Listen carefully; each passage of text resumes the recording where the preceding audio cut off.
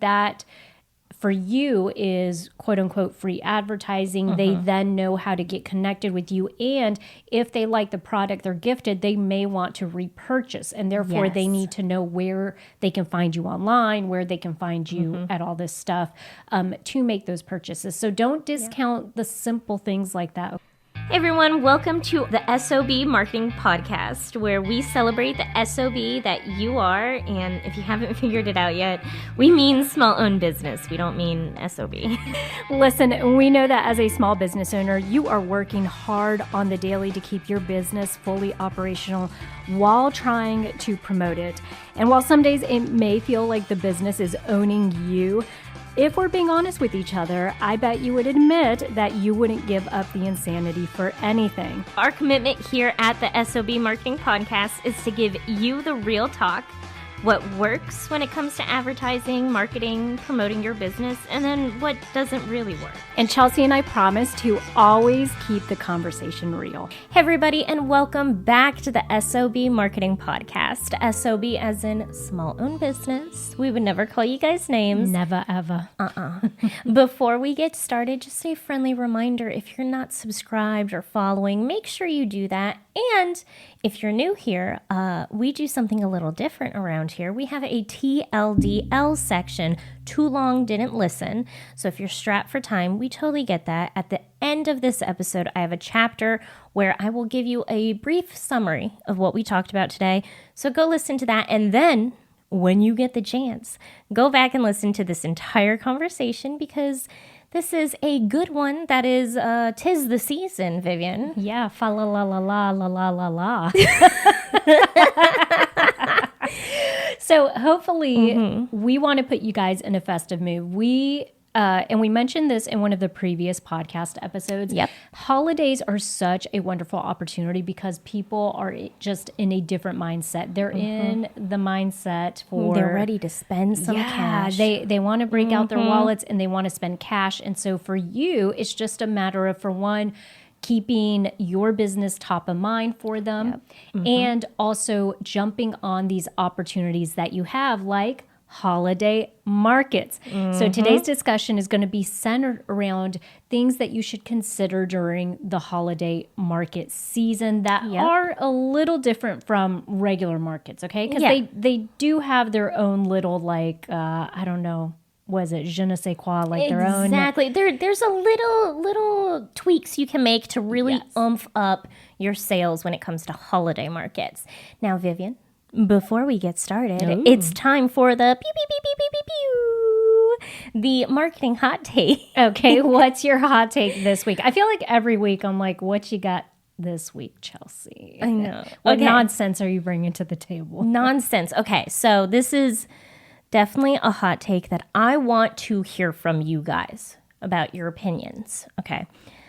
I feel like, Vivian, farmers markets, these craft fairs, these events, they are the new malls. Okay. They are the malls of America. Because, one, malls are dying. No one goes to the mall anymore, right? Right.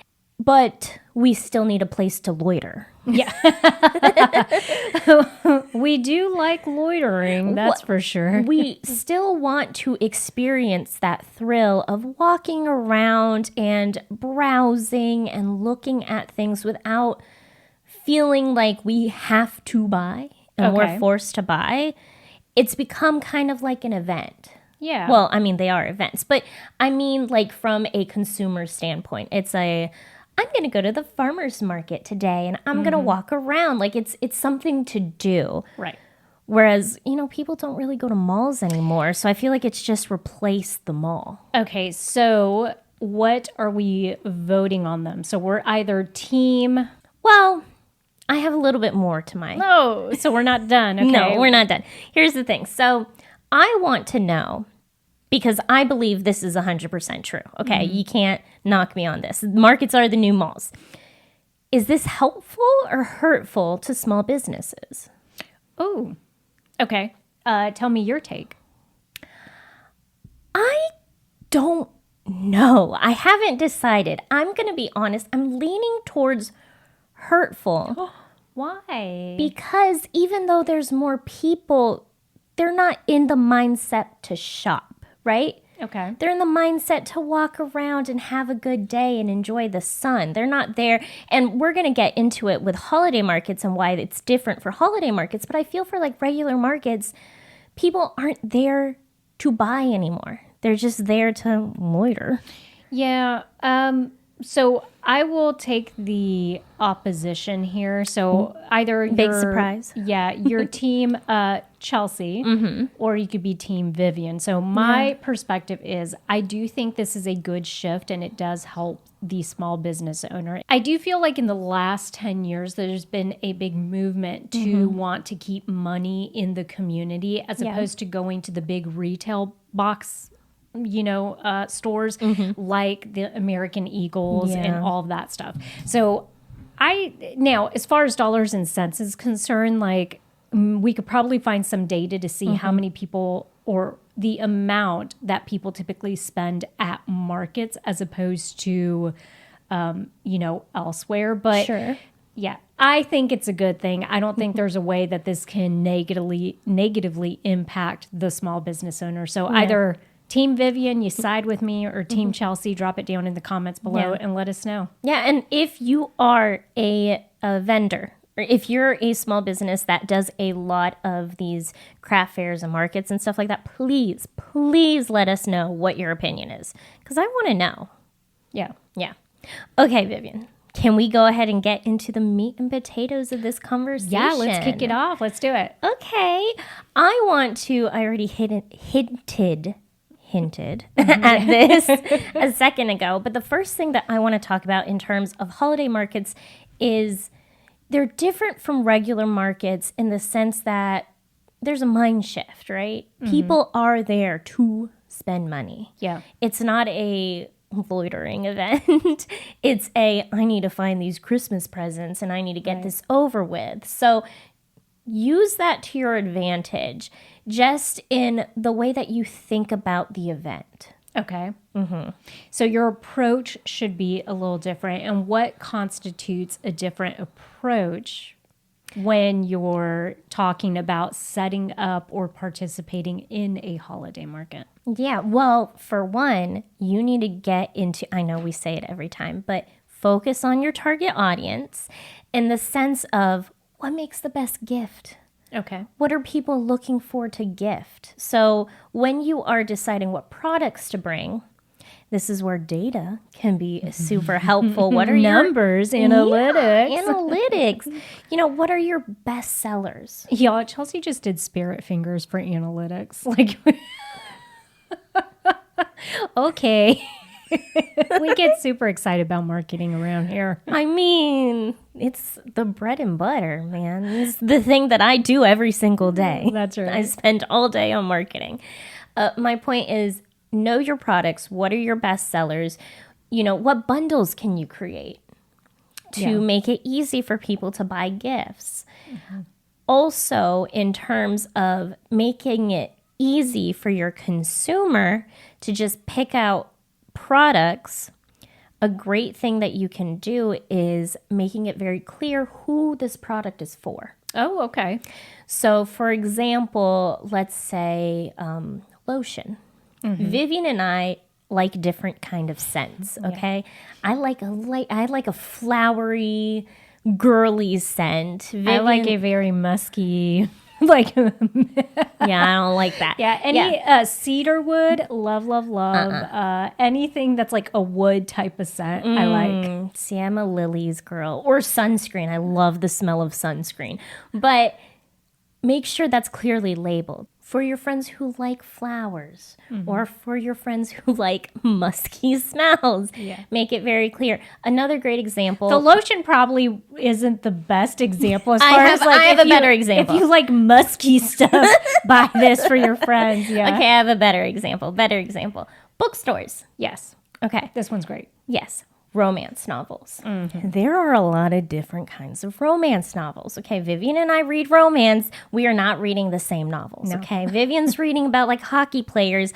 I'm reading about princes cutting off their soldiers' hands. Okay, Two different vibes. Dismemberment and romance don't go together for me, okay? So like I like all my characters to have all their body parts in my romance novel. Not necessary for me. You don't need to have all your body parts, but clearly labeling like, hey, for your fantasy romance lovers, check this out. For your rom-com romance. rom-com romance, check these out. So just labeling things and making it very making it very clear who the product is for can help your consumers feel more comfortable making that purchase. Because that's the other thing. It can be scary buying someone a present because you don't know if they're going to like it or not. I mean, you and I don't have that problem because we know each other too well.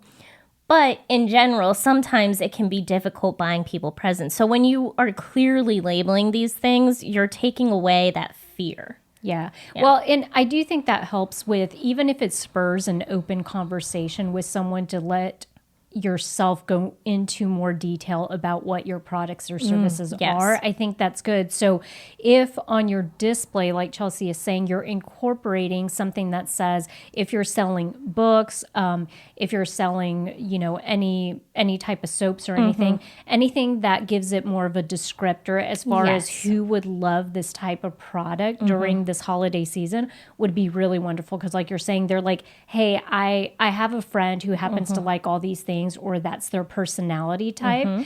One of the things I'll tell you from personal experience, you and Hector, we have a brother, you guys. His name is Hector. Chelsea and Hector are more alike in the sense that they both like Dungeons and Dragons and stuff like that. Okay, and I was waiting for the descriptor you were about to use. Okay, thank you. But so nerdy, geeky, you know, those kind of descriptors. But the reason I bring that up is it is out of my element when I'm going to buy him a gift like I have before. I've gone to a Christmas market. There was a particular vendor that had they made these like 3D print things for people who played Dungeons and Dragons to keep their dice and their cards. It was a dice holder. It was a dice holder. And so for me, I don't know anything about the game, but I asked the vendor, I said, hey, this is my brother. I described him. This is the games he enjoys to play. They said, yes, this is perfect. This is actually made for that particular type of game. And this is what it's used for. And so I did feel like it won me brownie points.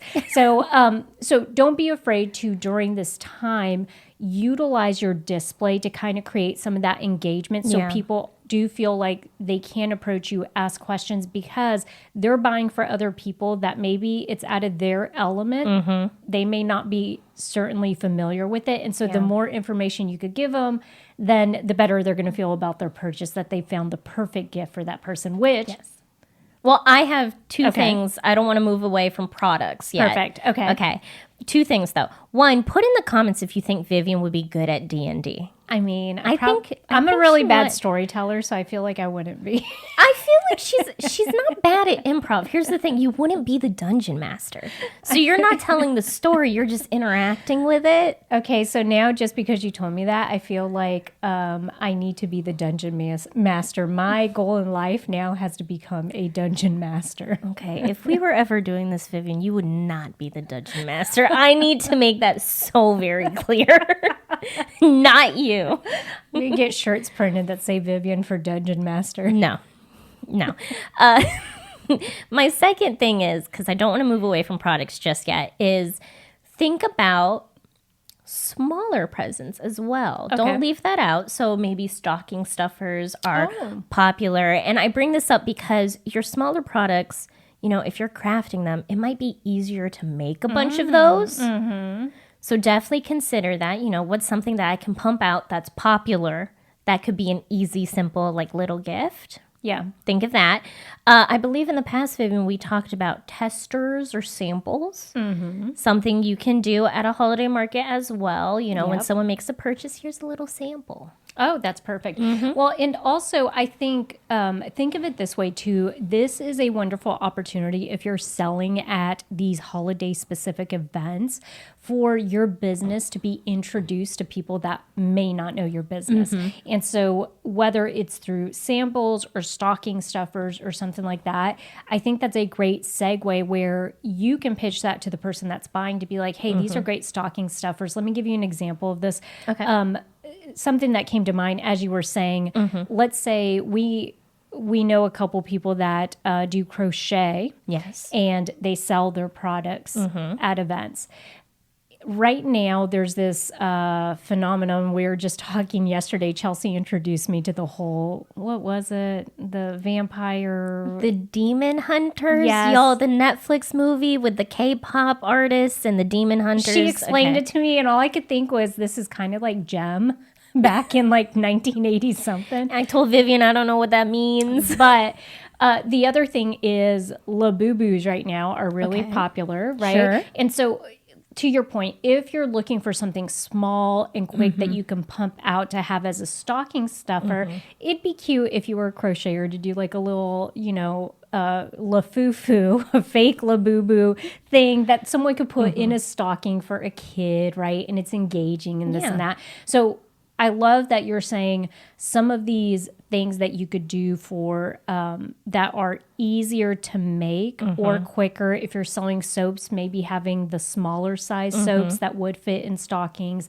things like that. But they serve as introductions to the bigger products that you have as well. Vivian, two things with that, going off of what you just said.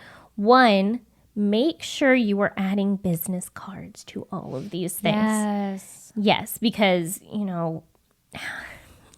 Vivian, do you know how many times I've bought something from a vendor? They didn't give me their business card. I don't remember who they are. Yeah. And they're gone. And I feel really bad about that. I don't remember names. So I need those business cards. So don't miss out on that touch point on being remembered. And let me lean into that and say this. I know if you just heard that and you're like, well, duh, like, keeping a business card. But think of it this way.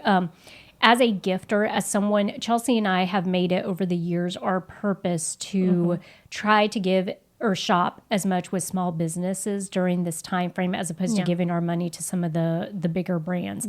And so the way we do that, though, is we're very intentional when we give the gift and saying like, hey, that's a local business, right? That's somebody that's based here in Charleston, that's based out of Columbia. And then you kind of give the backstory.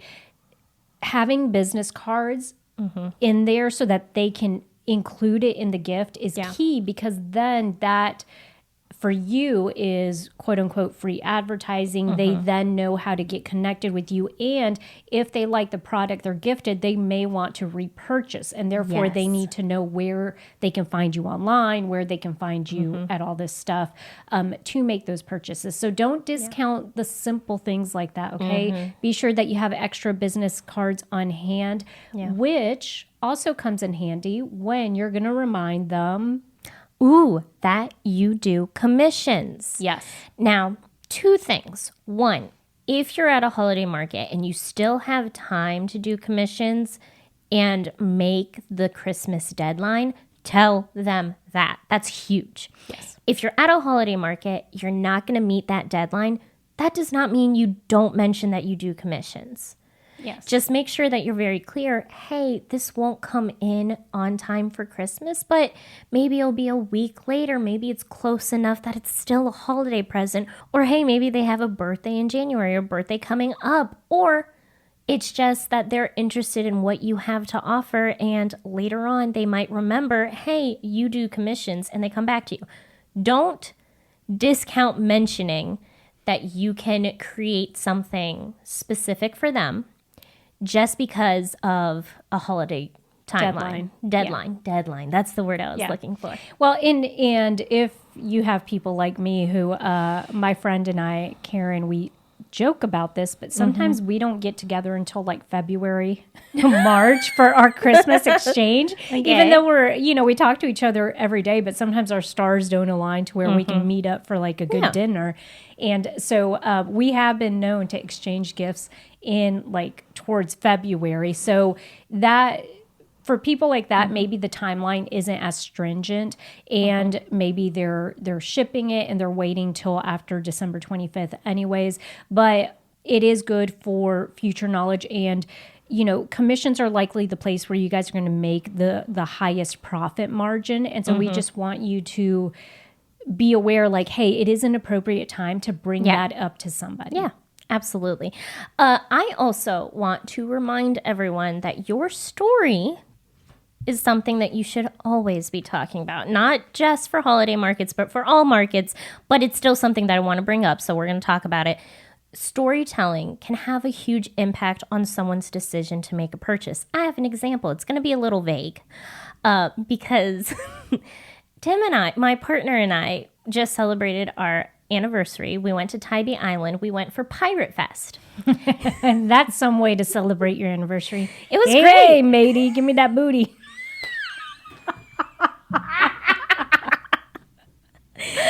Okay. It's all those romance novels I read, you guys. Apparently, jeez. They had a vendor market. And so we're going through the vendor market. I'm looking at stuff. I saw something that caught my eye. And once the owner, the small business owner, told me the story about his products, I was like, that is so cool. I have to make a purchase. Oh, really? Yes. I'm being vague because it's a Christmas present for Vivian. Yes, I made the Christmas list this year. I was a good girl. I love it. And she gets a birthday present this year, too. She's really killing it now. I mean, hello. Yeah, so sorry I'm being vague. But my point is, I was already a little interested, but once he got my attention, we had a conversation. He was like, hey, this is the story behind these products. I was like, wow, that's really cool. That's something that when I gift it to Vivian, I'm going to tell her, look how cool this is. And it makes it, one, a more meaningful, thank you. A more meaningful present, one, and two, he made a sale. Yeah. Well, that he might not have. The other thing is, to your point, it can push someone into making the purchase, right? So it can be the one thing that determines whether or not they're going to buy from you.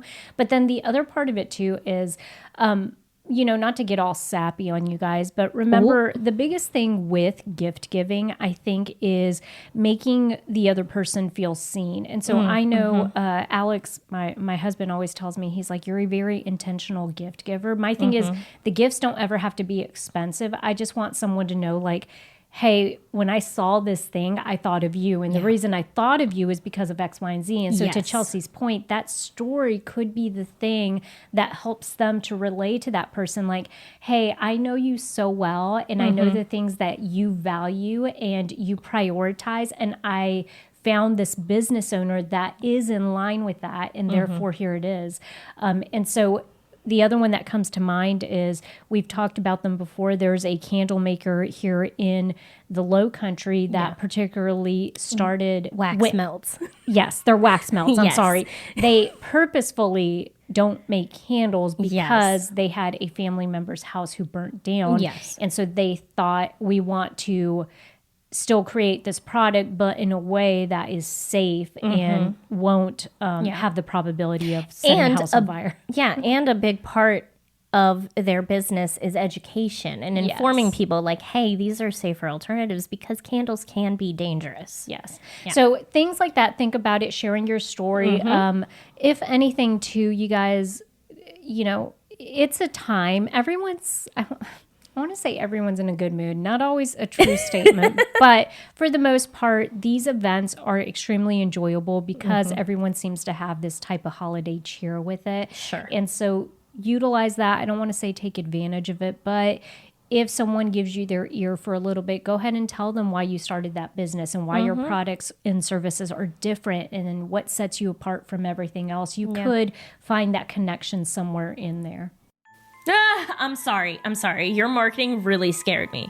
No, it's fine. I just have some thoughts, but I can't share them with you unless you join the S.O.B community. You won't just get my professional opinion, but also Vivian's and other small business owners like you sharing their thoughts. That's weekly accountability, but don't get spooked. If you can't make a weekly call, you'll get access in our membership dashboard to the recording, along with a discussion forum that's accessible 24/7. Visit school.com/SOB to sign up today to get instant access and weekly support. That's SKOOL.com/SOB. Vivian, I do want to make a point. Storytelling. Do it. I know you're going to do it anyways, but sorry, can I just say to everyone, I'm sorry that I point a lot. I'm not meaning to be aggressive. I'm not trying to come at you guys. That's just my personality. yeah, YouTube viewers are probably like, dang. She's over here gesturing at us all day. I just want to make the point that storytelling can be very effective, yes. If you're in the right event or market, okay? So you're saying not all holiday markets are created equal? No. No. And this one is a rule that we should be following for all markets, not just holiday markets, but it's still relevant and I do want to talk about it. Make sure you are doing the research when it comes to picking which markets that you want to be a part of. Have you done the market before? How did it go? What were your best sellers? Think about that kind of stuff. If you haven't done the market before, make sure you're talking to past vendors. You're talking to the event organizer. You're asking questions. What's the target audience? What's your foot traffic like? Who's going to be there? Because, if you sell expensive, very intricate vases, you probably don't want to be at a church bazaar because I don't know if that's the right audience that are willing to spend that kind of cash, Right. Yeah. You do want it to be aligned, and I will always encourage you to be a sleuth, an internet sleuth. Okay. So what we want you to do is, if you have not attended this holiday market before, we want you to go online and look for any clues that can help create a full picture for you of what the event is. Okay. So go on Facebook, see if anyone, use that search bar, see if anyone has posted photos of this event in years past. What can you tell from these photos? Can you see how busy it is? Can you see what type of vendors are there? Can you also look to see how much advertising or promotion they had done for this event? Because that's going to be a big indicator to you if you're going to get a lot of foot traffic that day.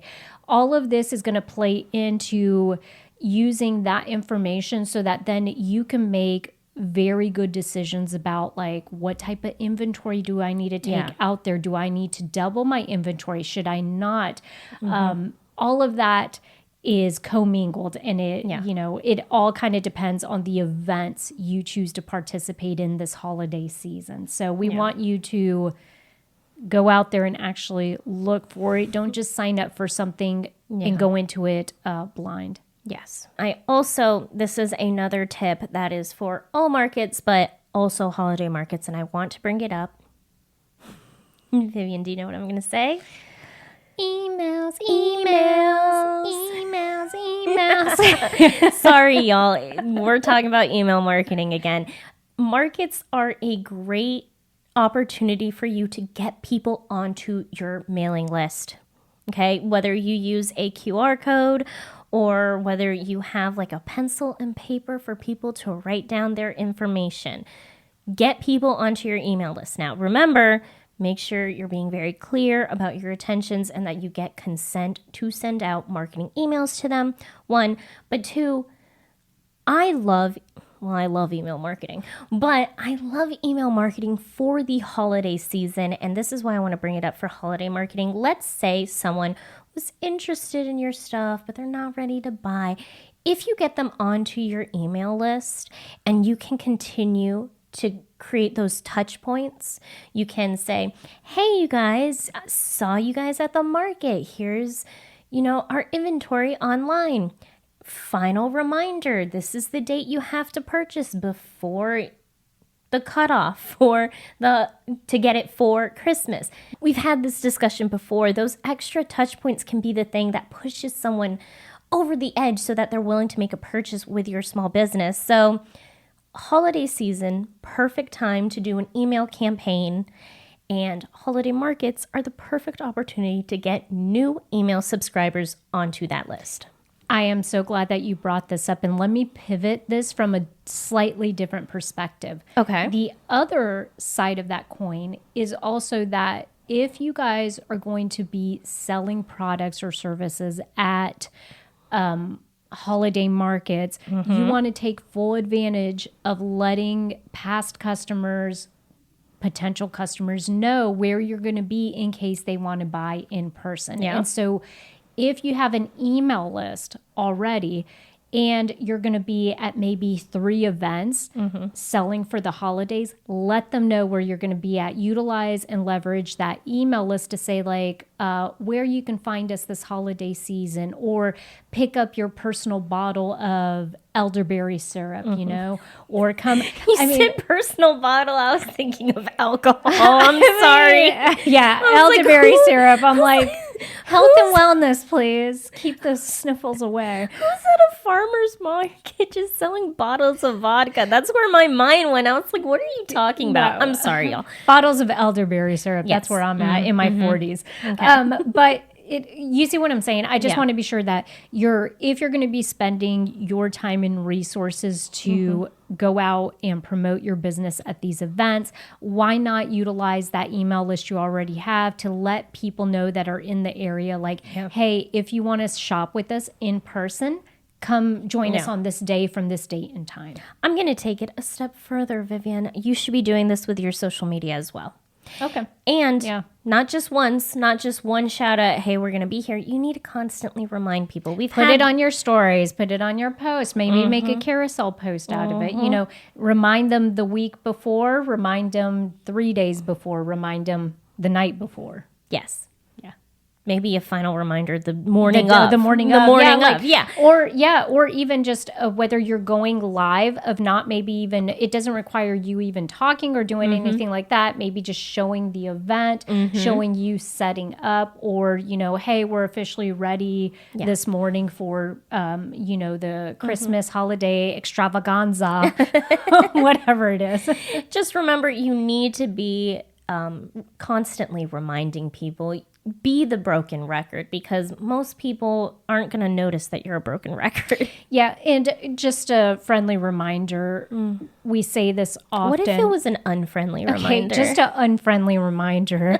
We say this often, but these algorithms, because they change what they're doing all the time, just know that when you post something, not all of your followers are seeing it. And so that's why we say repetition is key, and don't feel bad about it. It's something you have to do to promote your business. And what's the worst someone's going to say about you? Oh my gosh, she gets on there and promotes her business every day. Shocking. How dare they, right? Okay. Love. Okay, Vivian. I think now we're going to focus specifically on holiday markets. And I know you want to talk about the actual booth. Yeah, I do. I want to just encourage you to maybe, because there is a mindset shift in the people that are going out and spending money that day. Everyone's got this holiday cheer and all that going on. I think there are some questions you need to ask yourself leading into these events. One of them, do I even want to change my setup? Is my setup good, or is there any way for me to improve on it? Or do I want to incorporate holiday decor? Do I want to do anything different? The other thing is, because it is prime time for selling, like Chelsea said, if you are going to incorporate stocking stuffers, travel sizes, anything that's a little different or departure from what you usually do, be sure that your setup, you know where you're going to place it. Yeah. Just because you don't want to wait till the day of or the night before to be hashing this out in your head. Just have a game plan, maybe set it up so you can see it before the event. That's my favorite tip. Yeah. Set up your setup. No, set up your vendor table before the event. Yes. So you can figure out all the kinks. Yeah, for sure. Yeah. And I think there was something you wanted to mention about specifically Holiday markets. Yeah. I do have one more pro tip, y'all. Gift wrapping. Yeah. People are like, heck to the no, I'm not doing that. I don't even like wrapping my own gifts. Well, here's my point. You can charge people a little extra. You can say like, oh, for $2 extra, I'll gift wrap it for you. One, people like Vivian love that. I do. Okay. Yeah, because they don't want to gift wrap stuff. So you're already making oh, I don't even have to worry about gift wrapping. Yes. So I can buy this present and be completely done. You're making it easy for your consumer, and you can make a little more money. Yeah, and that plays into the display, because if you are going to offer something like gift wrapping, you obviously need to have space and a little station for it to make it as easy as possible for you in your, that doesn't hinder people looking at your products, and it's not taking away from your product display and all that. So that is something you'll want to think about ahead of time. I also want to say, maybe don't offer this if you're a bad gift wrapper. I mean, I would pay $3 for really bad gift wrapping. Would you? Yeah. Okay, I'm just saying this as someone who's bad at gift wrapping. Yeah. There have been times where I've given Vivian a present and there's like an extra strip because I didn't measure it right, so it was still showing. So I had to, maybe get someone who is good at gift wrapping. Well, that leads me to also remind people that with these events, if the foot traffic is a lot higher and you're not used to working an event that is so busy, you may want to reach out to family members, friends, or if you have staff members, maybe you have employees, which is great. You could tap into and say like, hey, would you work this event with me? And then that way you could give them very specific direction on what you want them handling, whether it's the payments or talking to the customers or the gift wrapping, whatever it is. But the other thing is gift wrapping doesn't have to be so literal. You could just get bags, stick it in there, and put that nice paper in there. Okay, so I take it back. If you're bad at gift wrapping, do that instead. Well, and also we talked about business cards earlier. That gives you an opportunity to drop a business card in there so that the person that receives the gift knows where it's coming from. Yes, love that. I have a little side tangent before we get into the TLDL. It comes back It can only be little, though. If it's too big, I'm good. No. It's a little one. It's about getting people to help you with events and stuff like that. Vivian and I have a display. I guess when this episode comes out, it's already up there.